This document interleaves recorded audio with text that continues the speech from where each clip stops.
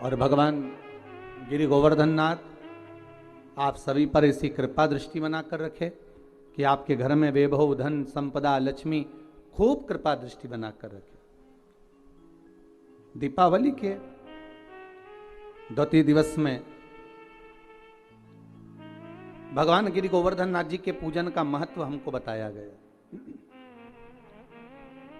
आप सभी के यहां गाय के गोबर के गोवर्धन जी बनते हैं और उनका पूजन हम सब करते हैं, पर इस पूजन का जो प्रमाण दिया गया, इस पूजन की जो महत्वता बताई गई, इस पूजन की जो श्रेष्ठता कही गई, वो हमें प्राप्त होती है श्रीमद् भागवत से। भगवान कृष्ण की अनुपम लीला से कि जिस समय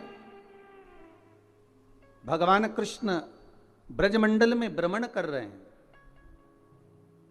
पूरे ब्रजमंडल में घूमते घूमते भगवान कृष्ण आज सारी ब्रजवासियों के यहाँ, गोपियों के यहाँ मिलते हुए आ रहे हैं, तो भगवान सारे ब्रजवासियों के यहाँ जब पहुंचे तो ब्रजवासियों से मालूम करा कि आखिर कारण क्या है जो आपके यहाँ इतना पकवान बन रहा है, इतनी मिठाई बन रही है, इतना इतना साज सजाया जा रहा है। जैसे कल आपसे कोई पूछता या एक दिन पहले आपसे 2 दिन पहले कोई पूछता दीपोत्सव के पहले कि साहब आपने इतना सारा गुजिया बनाया है, पपड़ी बनाई है, खाजा बनाया है, मठरी बनाई है, खुरमे बनाए हैं, खूब सारा सामान तैयार कर कर रखा है आपने, तो ये किसके लिए रखा? तो आप अपने छोटे छोटे बच्चों से कहते हो कि जरा शांति रखो, इसको दीपावली पर तुम्हें प्रसाद में मिल जाएगा।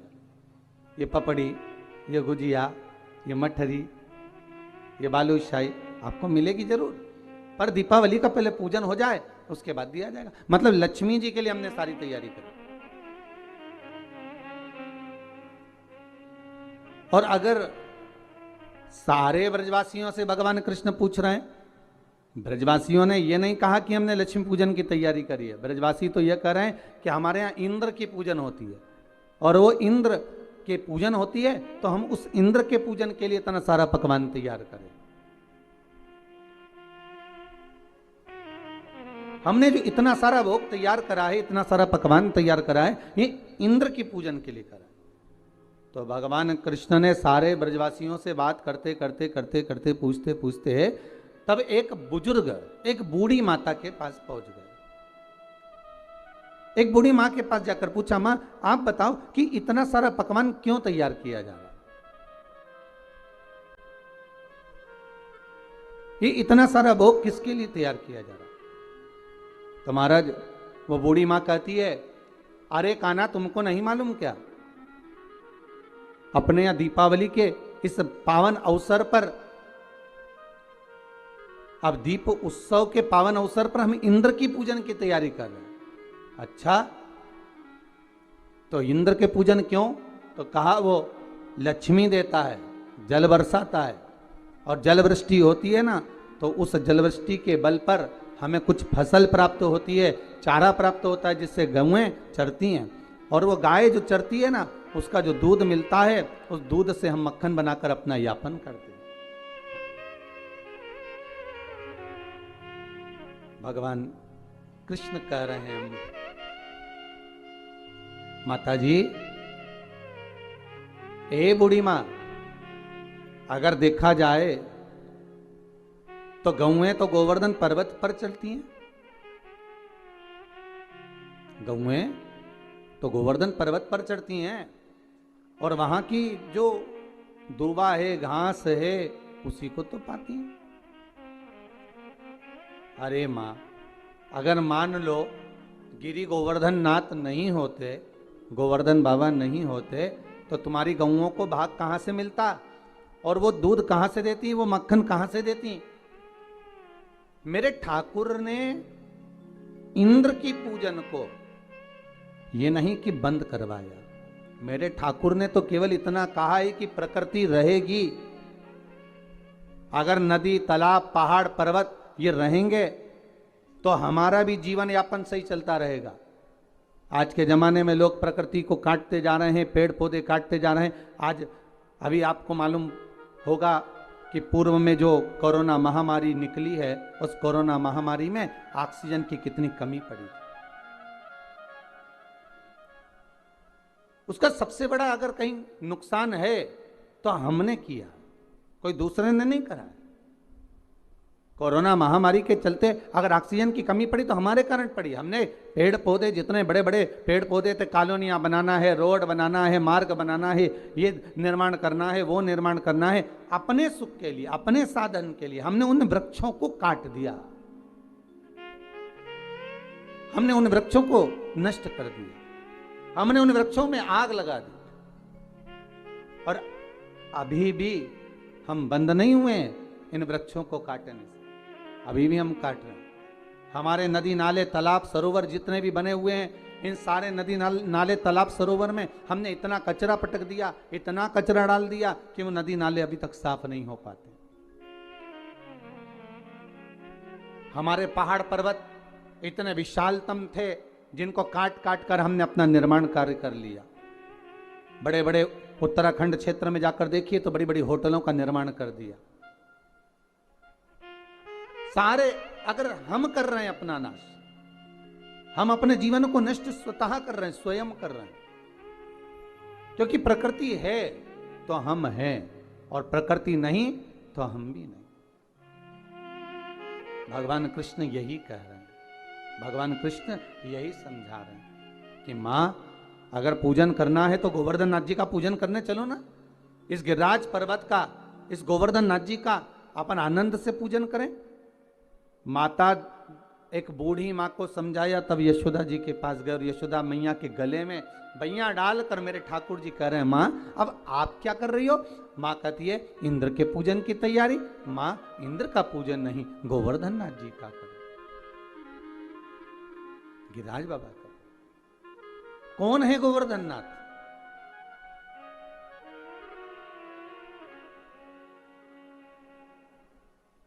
पुलस्त ऋषि के मन भाए, जोर विनय कर तुमको लाए।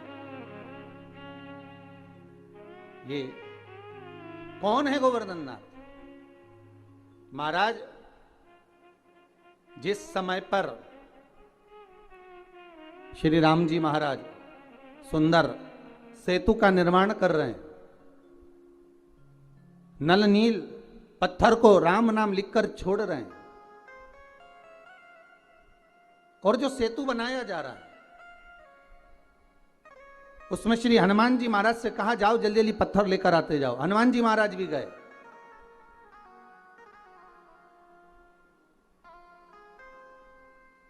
महाराज और हनुमान जी महाराज गए और गिरी गोवर्धन नाथ जी को उठाकर लिया है।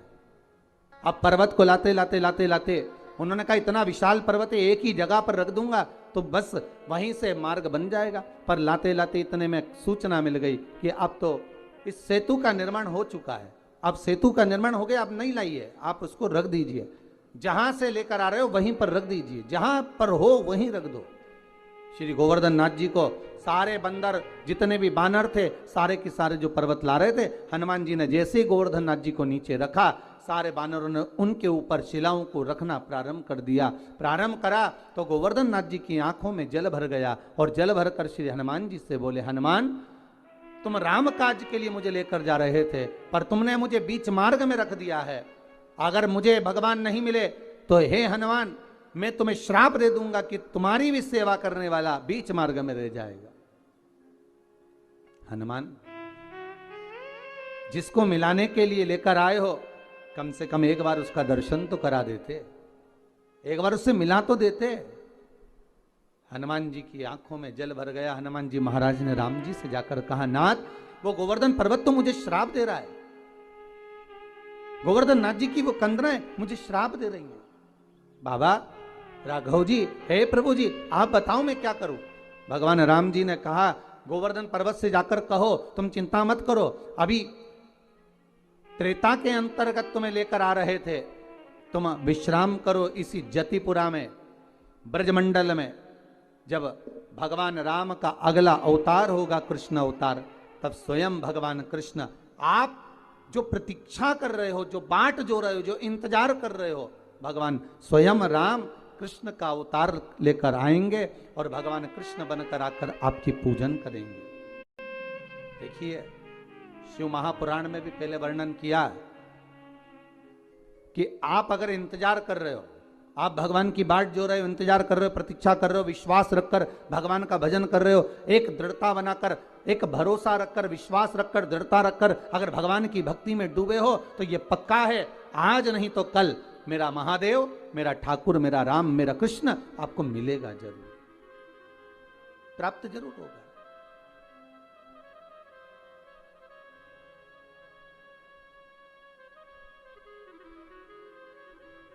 वो मिलेगा जरूर महाराज। उसकी प्राप्ति का केंद्र बिंदु है हमारा विश्वास। वो कहते हैं ना महाराज, अगर विश्वास पक्का है, भरोसा यदि दृढ़ है, तो परमात्मा क्यों ना आएगा। हनुमान जी जाओ, गोवर्धन नाथ जी से कहकर आओ, आप इंतजार करना, बाट जोना, प्रतीक्षा करना, राम अगला अवतार लेकर द्वापर में, कृष्ण अवतार में अवश्य आएंगे। और आएंगे तो आएंगे, दर्शन तो मिलेगा ही, साथ में बड़ी कृपा होगी, हम आपकी पूजन भी कर देंगे, स्वयं पूजन करेंगे, बड़ी करुणा हो। जाओ जरा बोलो, ठीक है। हनुमान जी पहुंचे गिरिराज बाबा के चरणों में। गोवर्धन, श्री गोवर्धन नाथ, अये गोवर्धन नाथ। गोवर्धन जी बोले, आइए हनुमान जी, कैसे आना हुआ। हनुमान जी कहते हैं, मैंने पूछ कर आया हूं श्री राघव जी से, श्री राम जी महाराज से आज्ञा लेकर आया हूं, केवल आपको दर्शन नहीं देंगे, मेरे राम जी जब कृष्ण अवतार लेकर आएंगे तब आपकी स्वयं पूजन भी करेंगे। शास्त्र कहता है, विश्वास रखने वाला, प्रतीक्षा रखने वाला, दृढ़ता रखने वाले के लिए भगवान केवल खाली हाथ नहीं आते, कुछ ना कुछ देकर ही जाते, कुछ ना कुछ प्रदान करके ही जाते। और मेरे ठाकुर जी ने वही करा। आज मैया यशोदा से मेरे भगवान कह रहे हैं, मैया गोवर्धन नाथ जी का पूजन करो। कौन गोवर्धन? अरे जिस पर्वत पर गौएं चरती हैं, जिसका दूध हम प्राप्त करते हैं गौओं का, और उससे माखन बनाकर अपना यापन करते हैं मां, उस गोवर्धन नाथ जी का पूजन करो।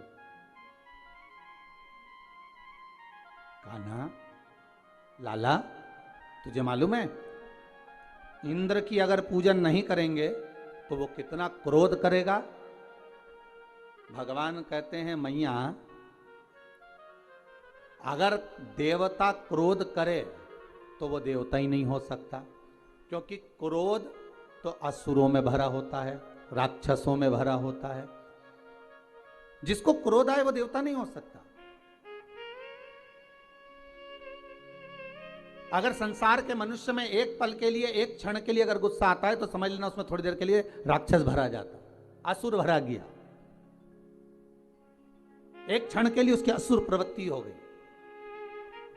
मानव के शरीर में 3 चीजें राक्षसी हैं। पहले नख, दूसरे दांत, और तीसरा मनुष्य के भीतर का क्रोध। मानव के शरीर में ये 3 चीज राक्षसी हैं। एक नख, उसका काम है केवल नोचना। दूसरा है दांत, उसका काम है केवल काटना। और एक है क्रोध, जिसके माध्यम से अपशब्द कहना, ताने देना, या किसी के लिए कुछ बोल देना, उसके लिए निंदा, उसके लिए अपशब्दों का कुछ पिटारा धर देना। ये 3 चीज राक्षसी। अब नख का तो आप कुछ बिगाड़ नहीं सकते कि पूरे नख उखाड़ कर फेंक दोगे। दांत का भी कुछ नहीं बिगाड़ सकते कि पूरे दांत निकाल के फेंक दोगे। क्यों भाई दीनानाथ जी? दांत का भी कुछ नहीं कर सकते, इसको निकाल कर फेंक दिया जाए। अब बचा केवल एक क्रोध। महाराज, केवल एक क्रोध बचा। तो क्रोध तो अपने हाथ में है कि महाराज चाहे कुछ भी हो जाए, हमारे भीतर इस क्रोध रूपी राक्षस को हमें प्रवेश नहीं देना है।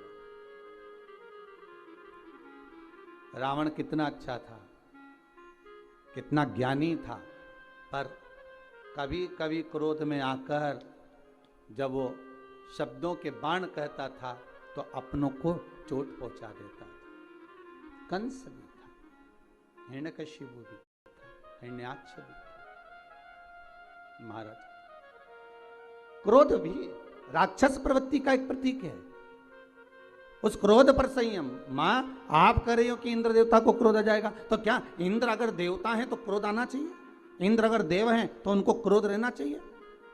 हम जिन देवताओं की पूजन करते हैं, हम जिन देवताओं को मनाते हैं, हम जिन देवताओं को अगरबत्ती लगाते हैं, धूप बत्ती लगाते हैं, दिया लगाते, नारियल फोड़ते, प्रसाद चढ़ाते, माला चढ़ाते, फूल चढ़ाते, अगरबत्ती लगाते, जिनके आगे हम धोख लगाते, प्रणाम करते, अगर उन देवता को हमारे पूजन ना करने पर क्रोध आए तो समझ लेना कि वो देवता नहीं है।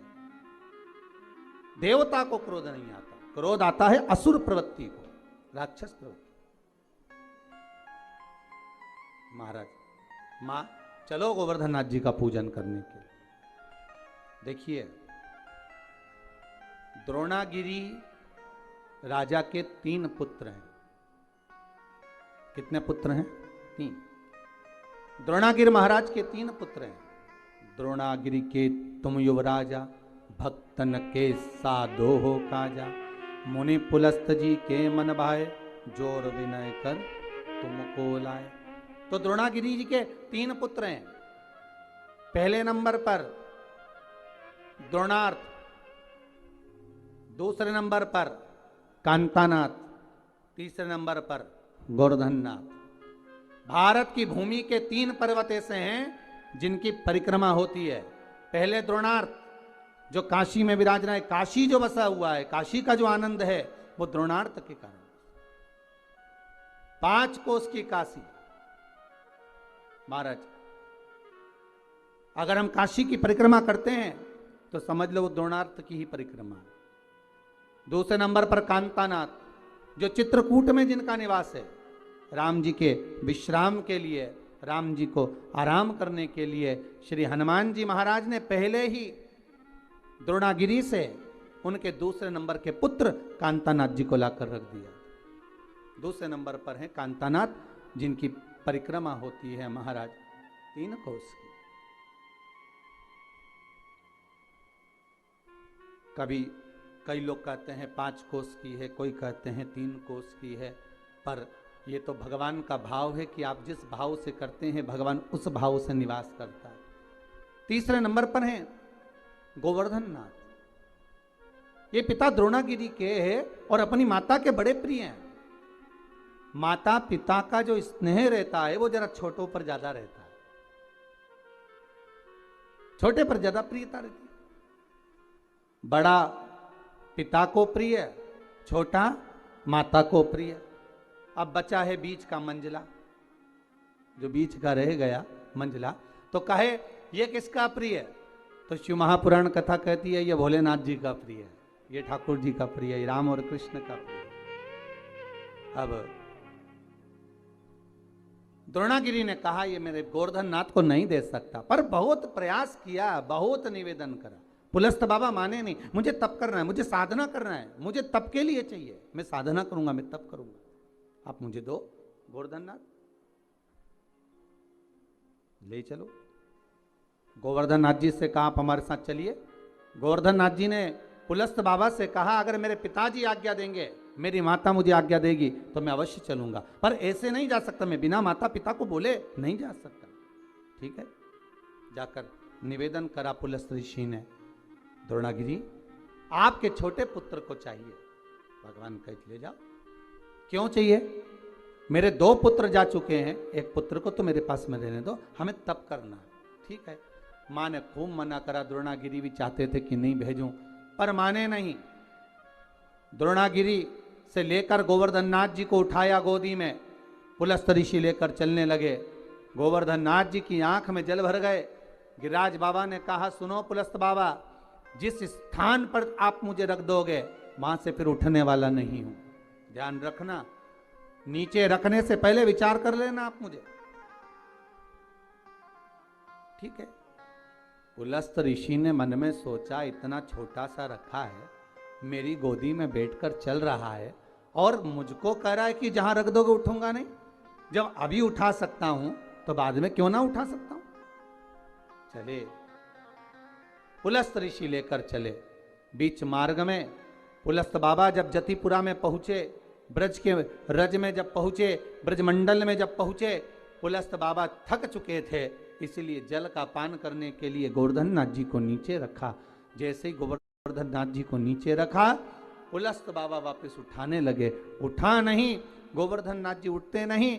पुलस्त बाबा को क्रोध आ गया, हाथ में जल लेकर कहा, सुनो गोवर्धन, तुम जिद्दी हो, उठते नहीं हो मुझसे, इसलिए मैं तुम्हें श्राप देता हूं कि तुम तिल तिल घटोगे। गोवर्धन नाथ जी का विशाल पर्वत था साहब, विशाल पर्वत। महाराज तिल तिल तिल तिल बाबा घटते गए। और सबसे प्रसन्नता का बात, सबसे प्रसन्नता का आनंद तो ये है, कांतानाथ जी भी आज भी पृथ्वी पर विराज रहे हैं, द्रोणार्थ आज भी पृथ्वी पर विराज रहे हैं, और गोवर्धन नाथ जी भी आज भी पृथ्वी पर विराज रहे हैं। तो मैया यशोदा से भगवान कृष्ण करें, मैया चलना गोवर्धन नाथ जी का पूजन करने चले। मां चलो।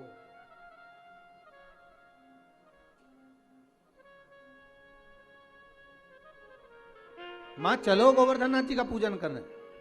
मैया ने कहा, लाला चलने को तो चल चले, पर पहले नंद बाबा को आन दे, तेरे बाबा आएंगे और वो आज्ञा देंगे तो हम चलेंगे। मैया आप चलो। तो मैया ने सारा साज सजाया, जितना सामान था सब रख लिया, भोजन का जो भी सामग्री सिद्ध हुई थी वो रख लिया। चले, गिरि गोवर्धन नाथ जी का पूजन करने चले। महाराज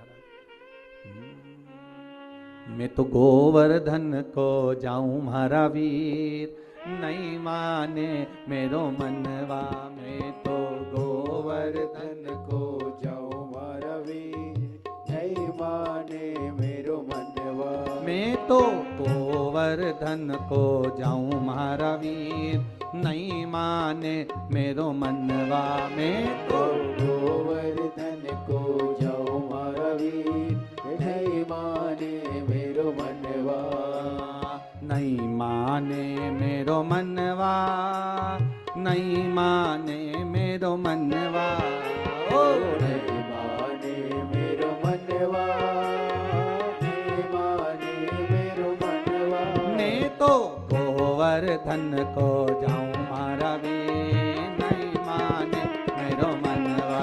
मैं तो गोवर्धन को जाऊं मारा वीर, नहीं माने मेरो मनवा।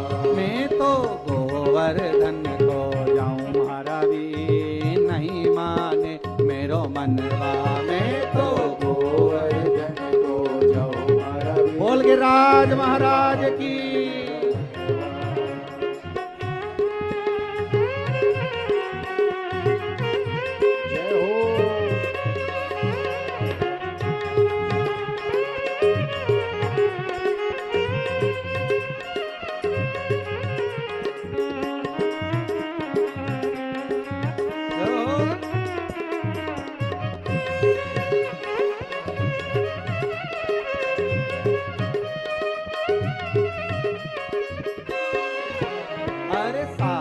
कोस की करु परिक्रमा, सात कोस की करु परिक्रमा। ओ सात कोस की करु परिक्रमा, सात कोस की करु परिक्रमा। मैं तो मानसी गंगा नहाऊं मारा वीर, नहीं माने मेरो मनवा। मैं तो मानसी गंगा नहाऊं मारा वीर, नहीं माने मेरो मनवा। मैं तो गोवर्धन को जाऊं मारा वीर, नहीं माने मेरो मनवा। मैं तो गोवर्धन को जाऊं मारा वीर, नहीं माने। बोल गिरिराज महाराज की जय।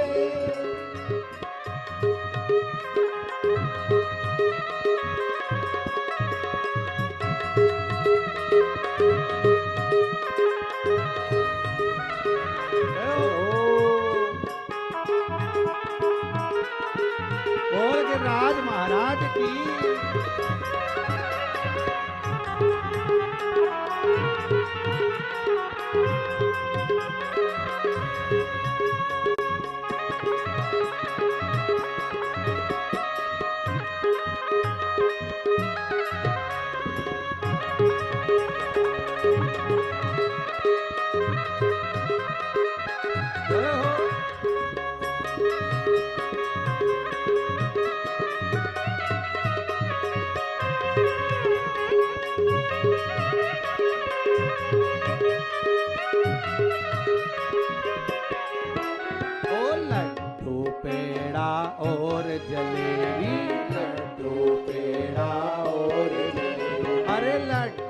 पेड़ा और जलेबी, लड्डू पेड़ा और जलेबी। मैं तो 56 भोग लगाऊं रवि नहीं माने मेरो मनवा, मैं तो 56 भोग लगाओ रवि नहीं माने मेरो मनवा।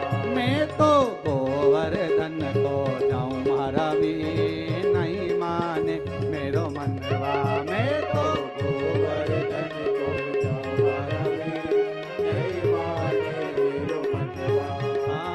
नहीं माने मेरो मनवा, नहीं माने मेरो मनवा।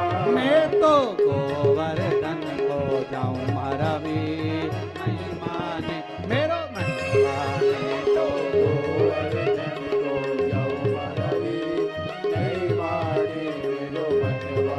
मैं तो गोवर्धन को जाऊं रवि नहीं माने मेरो मनवा। तो गोवर्धन को जाऊं रवि नहीं माने मेरो मनवा। जय हो।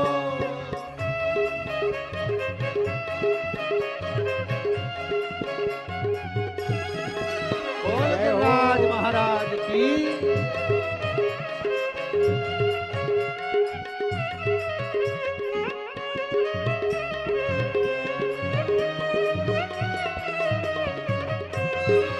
जय हो।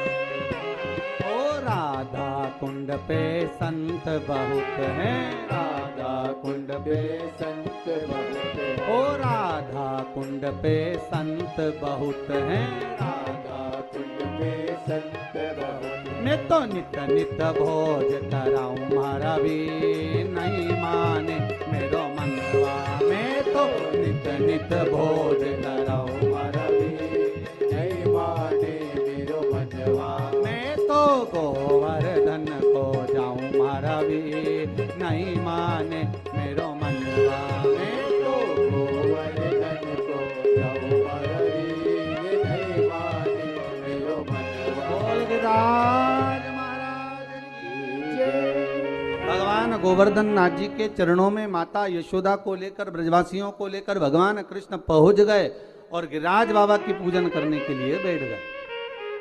अब ध्यान दीजिएगा महाराज जी, यहां पर भगवान कृष्ण गोवर्धन नाथ जी के सामने सारी सामग्री लेकर जो जो बनाकर लाए थे सब रख दिया और सब रखकर हाथ जोड़कर बैठ गए।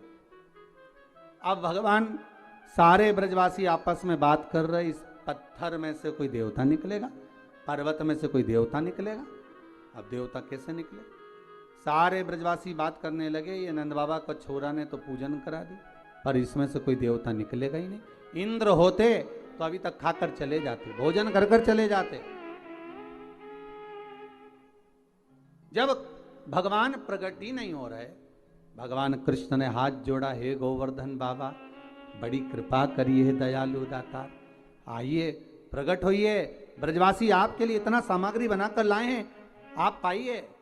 भगवान कृष्ण का तो कहना ही था, भगवान कृष्ण का ही एक अंश अवतार गोवर्धन पर्वत में से प्रकट हो गए गिरिराज बाबा। हजारों हाथ कर लिए, भोजन करना प्रारंभ करा। जैसे ही भोजन करना प्रारंभ करा, सारे पात्र खाली होने लगे, ब्रजवासी आपस में बात करने लगे, हे भगवान बड़ा गजब हो गया।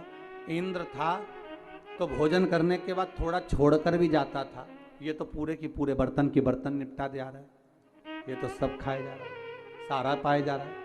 भगवान कृष्ण ने शब्द सुना तो भगवान हाथ जोड़कर बोले, हे गोवर्धन नाथ दादा कृपा करिए बाबा, इन ब्रजवासियों के लिए थोड़ा सा प्रसाद छोड़ दीजिए।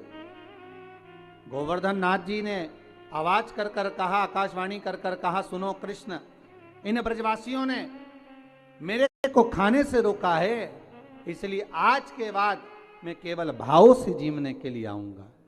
और महाराज तब से मेरे गोवर्धन नाथ भाव से जीवते। आप भी अपने घर में जब भोग लगाते हो, एक कटोरी सामग्री बनाकर भगवान के सामने रख दो और एक कटोरी सामग्री बनाकर अलग रख दो। दोनों में जो स्वाद होगा, जो भगवान के सामने रखिए उसका स्वाद अलग होगा, जो अलग से रख दी फ्रिज के ऊपर, फ्रिज के अंदर, उसका कोई स्वाद नहीं है, पर भगवान के सम्मुख में जो पहुंच गई उसका स्वाद बढ़ गया। भंडारे की पूड़ी, भंडारे की सब्जी घर में बनाकर खाओगे वो आनंद नहीं आएगा, पर वही सब्जी भंडारे की प्रसाद की पाओगे उसका स्वाद बढ़ जाएगा महाराज, क्योंकि उसमें भगवान पा लेता है, भाव से पाता है,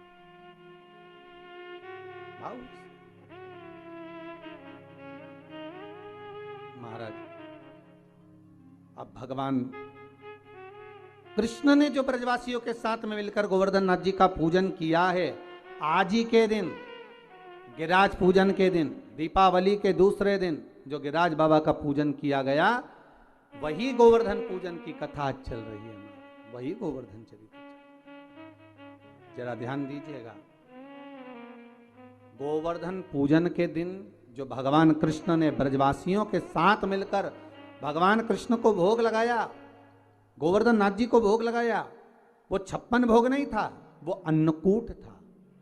इसलिए आज भगवान गोवर्धन नाथ जी का अन्नकूट महोत्सव का एक आनंद है। 3 भोग होते हैं, अन्नकूट, 56 भोग और कुनवाड़ा। महाराज दीपावली के दूसरे दिन जो आप भगवान को भोग लगा रहे हो ये अन्नकूट है। 56 भोग कब लगे? जब भगवान कृष्ण ने गोवर्धन पर्वत को अपनी उंगली पर लिया, 7 दिवस तक जलवृष्टि हुई, 7 दिवस भगवान पर्वत को अपने उंगली पर धारण कर कर रखे। एक दिन में मेरे श्री जी बाबा को, मेरे ठाकुर को, मेरे कन्हैया को, मेरे कृष्ण को एक दिन में 8 बार भोजन आता है। 7 दिन तक भगवान जब तक गोवर्धन पर्वत को अपनी उंगली पर धारण करके रखे तब तक भगवान ने कुछ नहीं पाया, और जब 7वां दिन पूर्ण हुआ तो एक दिन में 8 बार भोग लगता था, इसलिए 7 दिन का 8 बार का भोज इकट्ठा करके भगवान के सामने रखा तो सतवटु 56, ऐसे भगवान के सामने 56 भोग आया। तो आज जो भोग लग रहा है वो अन्नकूट है, वो अन्नकूट है।